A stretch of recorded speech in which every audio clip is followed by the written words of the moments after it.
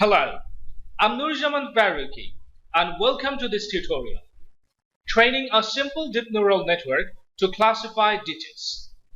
In this tutorial, we are going to learn how to load, inspect, and prepare the dataset. Then we will see how to construct the network layers. After that, we will learn how to specify the training options. Then, we will see how to train the network. After the training, we will see how to test the network. And finally, we will learn how to evaluate the network using accuracy and confusion matrix. So, let's get started. Create a folder and name it Simple Digit Classifier. I'm going to copy and paste the dataset here. You can download this dataset from the link given in the description below. This is our dataset. It contains images of digits. For example, in this folder there are images of 5. This folder contains the images of 1. We're going to train a deep neural network that can recognize these digits. Now launch the MATLAB, locate the working directory,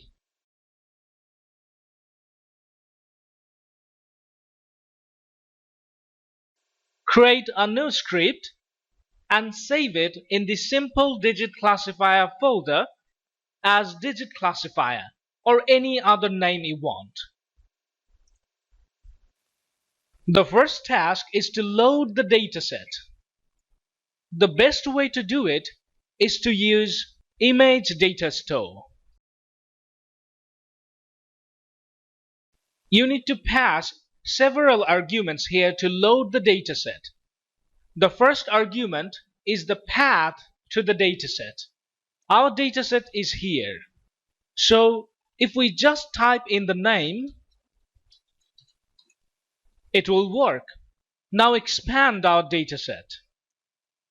You can see there are subfolders here. That means our dataset is actually divided into subfolders. So we have to include subfolders. To do it, write IncludeSubfolders and the value is true. We are going to perform classification. Classification requires the labeled data. We can see these folder names are the actual label of our data. So the label source is folder names. Now this imageDatastore function can load the dataset. We need a variable to store it. Let's use a variable named dataset. Alright, our first challenge was to load the dataset, and we have done that. You may be thinking that how do we know that the dataset has been loaded properly? Let's not keep any question unanswered. We are going to plot several images from the dataset to make sure that the dataset has been loaded properly. So type figure, then use random permutation function to randomly generate 20 numbers ranging from 1 to 10,000. So what is actually happening here? Let's experiment with it. In the command line window, I'm typing the random permutation function. The first argument is 10 and second argument is 2. And let's see what happens. We can see 1, 3. Let's use 10 and 5 this time. We can see 5 random numbers in between 1 to 10. And no number is repeated. This is what the random permutation function does.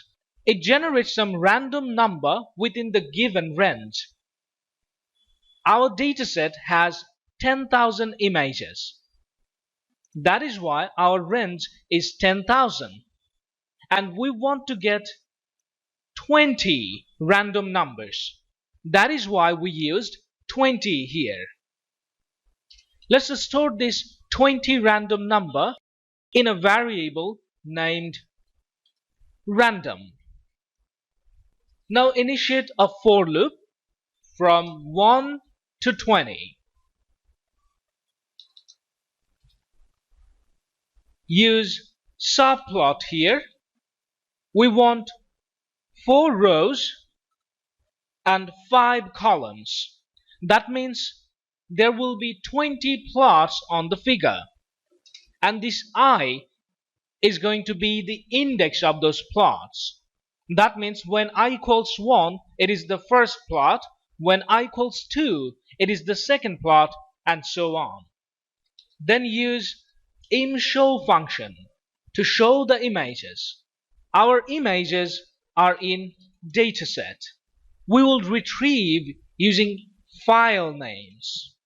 This dataset.Files gives us the location of all of the images. We do not want all of the images. We want to randomly load 20 of them. So type random and the index is I. Let's run this program and see what happens. We can see 20 images from the dataset. That means our dataset has been loaded properly. We need to know a little more about our dataset. For that, declare a variable named imageLabel and use count each label function. The argument of this function is our dataset. So what does it do? Let's run it in the command line.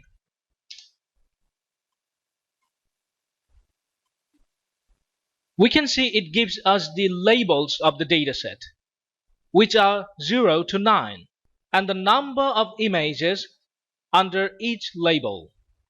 It means there are 1000 images labeled as 0. There are 1000 images labeled as 1, and so on.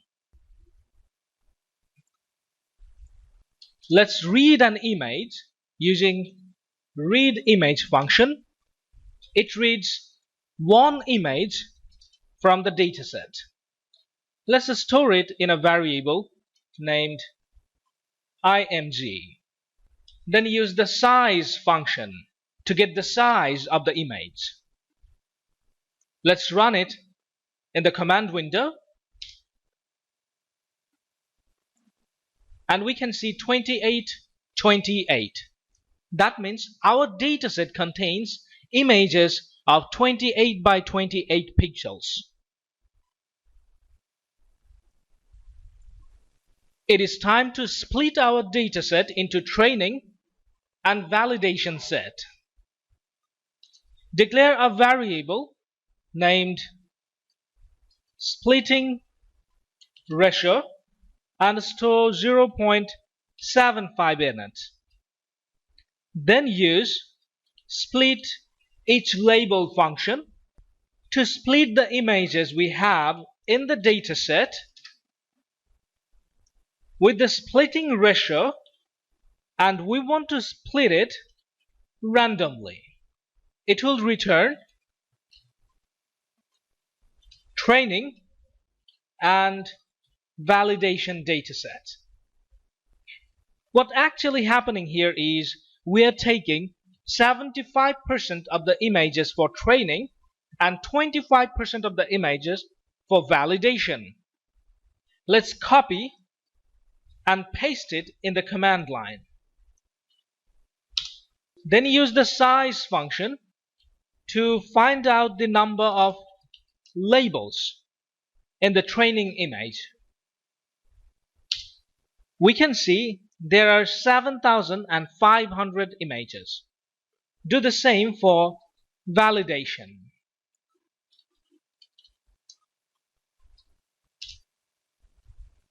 We can see there are 2,500 images. So our dataset is ready. It is time to define the network layer. We always start with the input layer.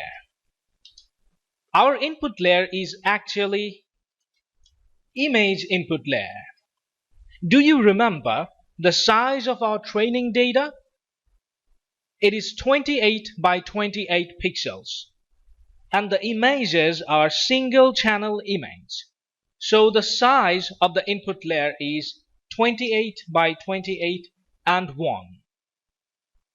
Here this 28 by 28 is the size of the image, and this 1 is the number of channel of the image.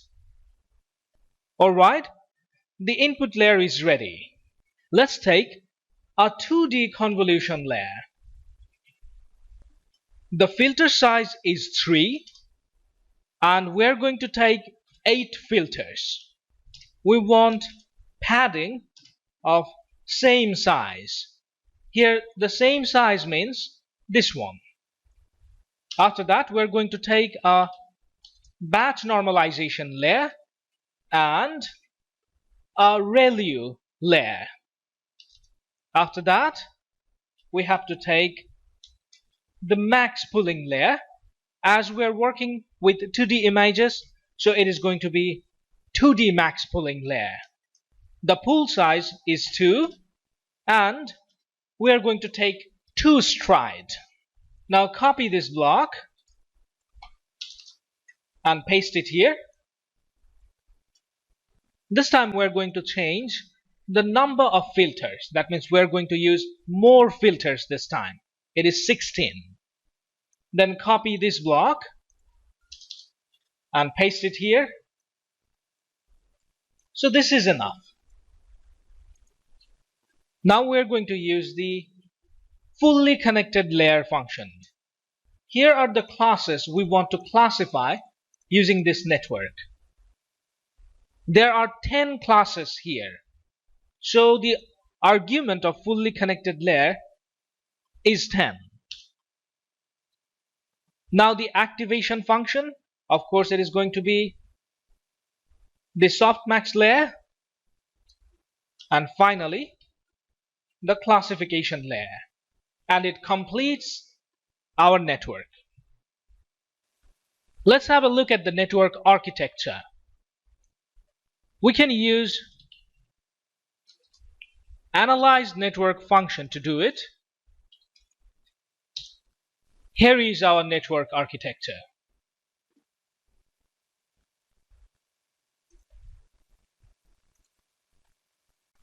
So our network is ready.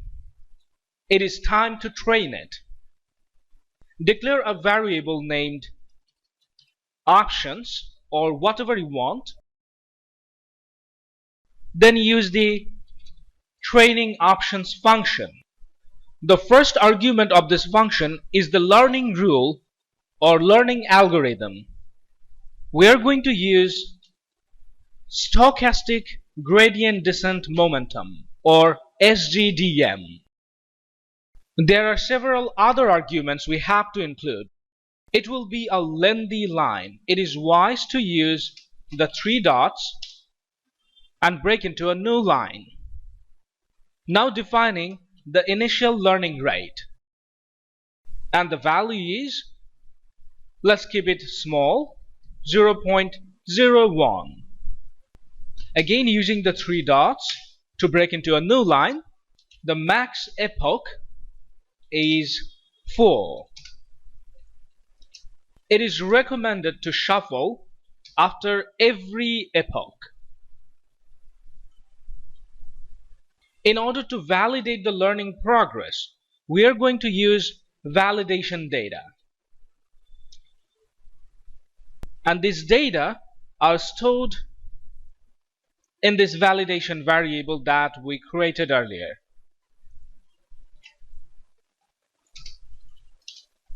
The validation frequency is, let's say, 30.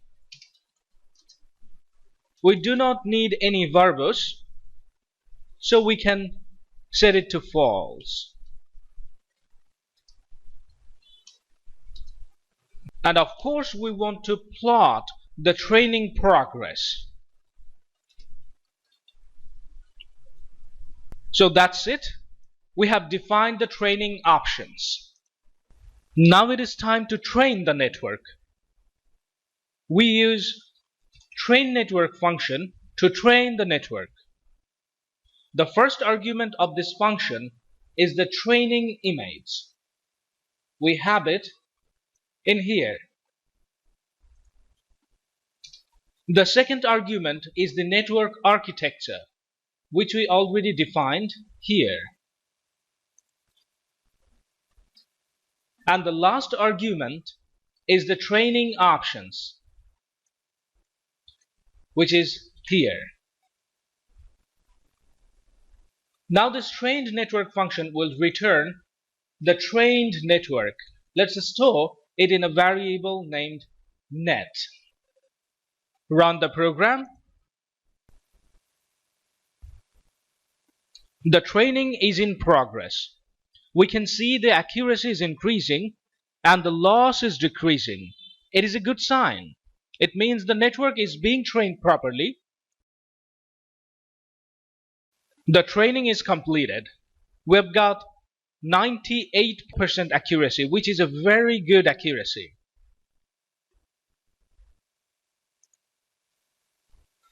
It is time to test the network.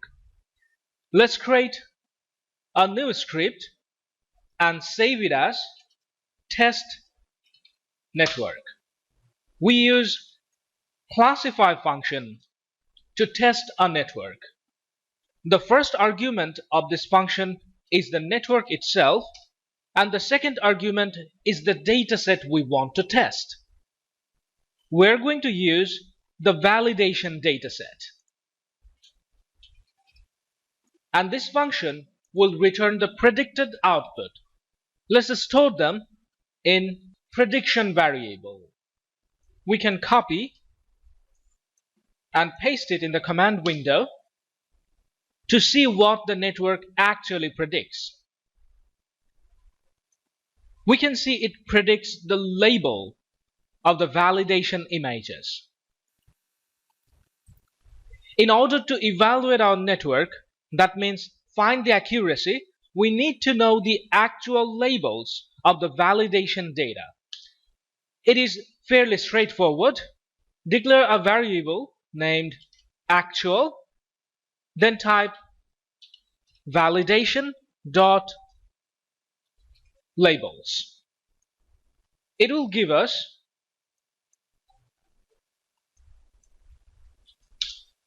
the actual label of the validation images. In order to calculate the accuracy, we need to find out the number of correct predictions. That means how many times this prediction is equal to the actual label. Let's sum up the number using sum function and store it in a variable named correct. Now we have the number of correct output. Let's paste it in the command window, and we can see we have 2,459 correct prediction. Next, we need the number of total valid images. That means number of element in actual. Let's store it in a variable named total. Here this numL is the short form of number of elements. It calculates the total number of elements in a variable. Let's copy it and paste it in the command window, and we can see that we have 2,500 validation images. Now if we divide the correct output with this total number of images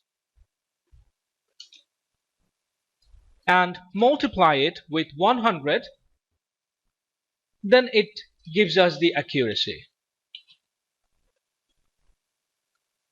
Let's run the code. We can see we have 98.36% accuracy, which is a very good accuracy. Accuracy is not the only evaluation criteria we use for neural networks.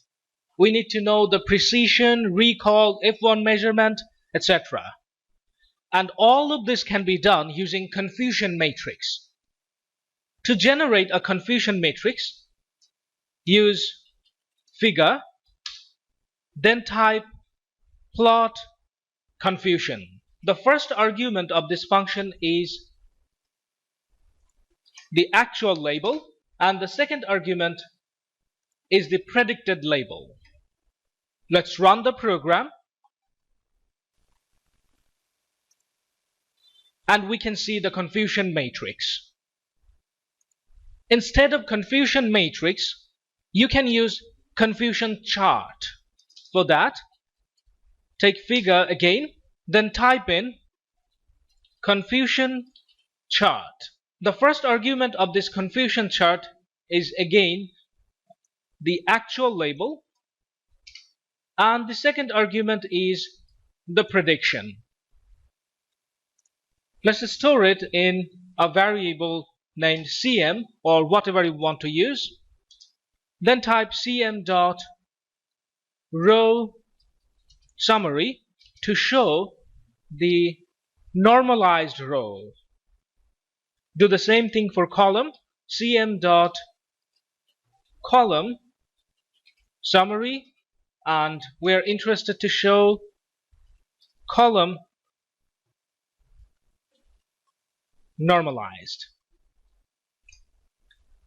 Run the program. This is our confusion chart.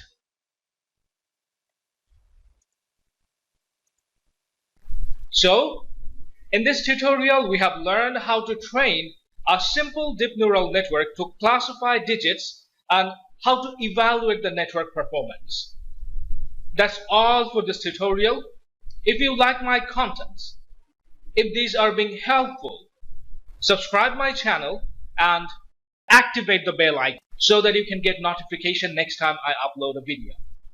And if you need any help with your project, thesis, conference paper, or journal paper, I'm always here to help you. You can email me at faruqijaman27@gmail.com. I'll respond to your email whenever I can manage some free time. Thank you.